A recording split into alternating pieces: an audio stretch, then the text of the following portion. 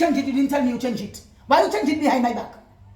Because remember, I told you since that day when the police officer was there. Listen to this. Since that day the police officer was there, I tell them I was supposed to leave on Sunday. You was there in the house.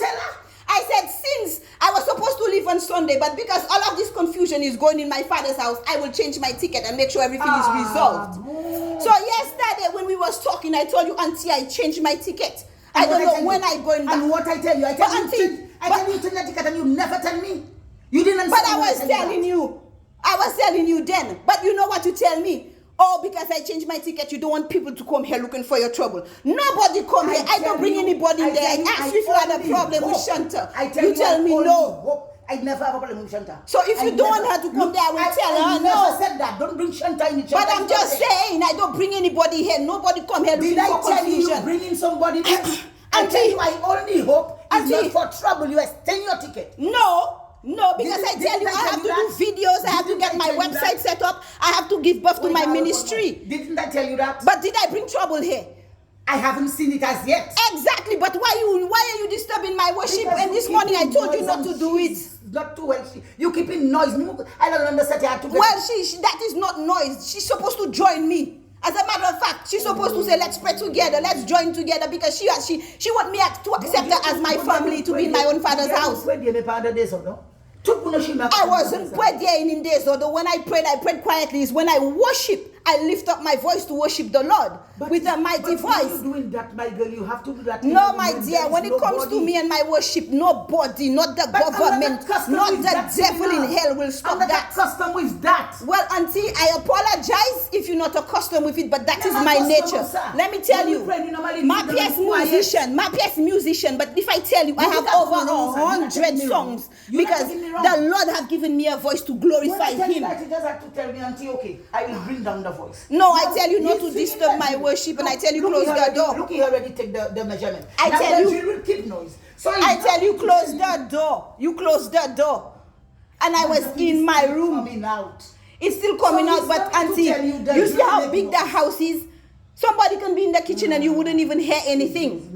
But guess what? Ukadi me ko si me pa do worship me can live tomorrow. Well, you know that's not going to happen, because if you're going to put that mandate on me, it is you that will leave. Let me tell you something. I tell you, if you don't want to listen to me, you will leave tomorrow. No, you said if I will not listen to you by stopping the worship that I'm doing, that I'm going to leave. That's what she said. She said I have to stop making noise. She called my worship noise. That's what she said. And she said I was disturbing your sleep. Honey, if it is God that give beloved sleep, you cannot be resting here and you my enemy. Because it's not the first time Auntie Mavis is saying that I'm not her. She's not my friend, you know. It's not the first time she's saying that. You know? Well, my papa, but this is my father's house and I have more right than anybody in this house. And you cannot cast me out. Auntie, that is wrong. Because when I called my father, it's you that was holding the phone and I prayed with my phone. One fall while he was in St. Lucia. While he was in St. Lucia, I called my father when he was in Connecticut. You cannot love my father more than me. You out of order. How is it that you cutting off the whole family? It's only self-centered. It's only you. And I even asked you, Auntie, what is the solution that you would like to this matter? You telling me it's just you. Whoever take care of him, it's supposed to be taking care of all of his things. That is too much self-centered, Auntie. You cannot just take everything for yourself. It is not yours. But I'm speaking to you in truth. I already told you, if you want to ask me a question, ask me. I will always be honest. I have no question to ask you. Okay, well, since you don't have any question to ask me. You want to hear what I'm saying to bring it away? I don't have nothing to bring it away to who? I don't know.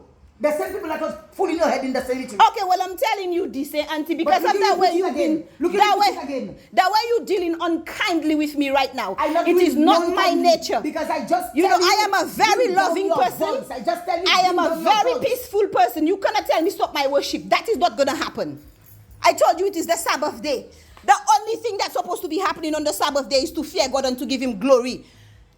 So you want to tell me devil is sleeping in my house and I'm supposed to be quiet? Because that's the only reason why both of you would be upset at my worship. Because you guys are proving to be of darkness, agents of Satan. I'm videotaping because nobody will believe my report. You know why? Because it's just me.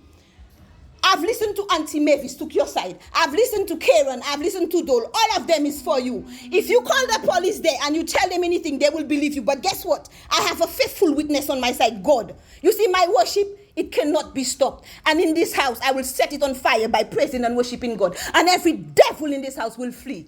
You see, my weapons of my warfare are not carnal, but they are mighty in pulling down of strongholds. And see, I know how to fight the good fight of faith on my knees, fasting and praying and worshiping God. So you hear me? You see how you just took over my father's house thinking you own it all. It is not so. God did not say so. He have not said so to me. And you see how I tell you I still love you. Even if anything, I do not plan on casting you out of this house. You can still take over the shop and still do things. But if you proving stubborn and you proving that you are the boss in my own father's house, I will show you God has the final say. No dead person will have the final voice. You see, God, he's a living God and he will have the final say. You see, when God say yes, no man can say no.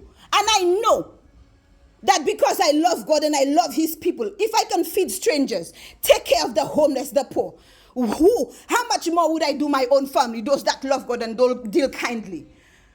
You want to see me as a wicked person and I've proven to you that I'm not. You want to tell me people sin me and I'm telling you that they're not. I tell you, if anybody sin me here, it is God.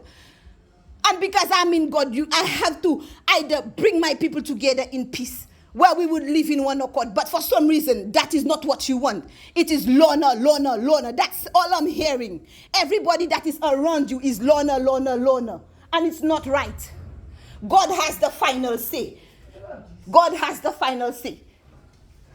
No wicked person will live in the same house with me. This is my father's house.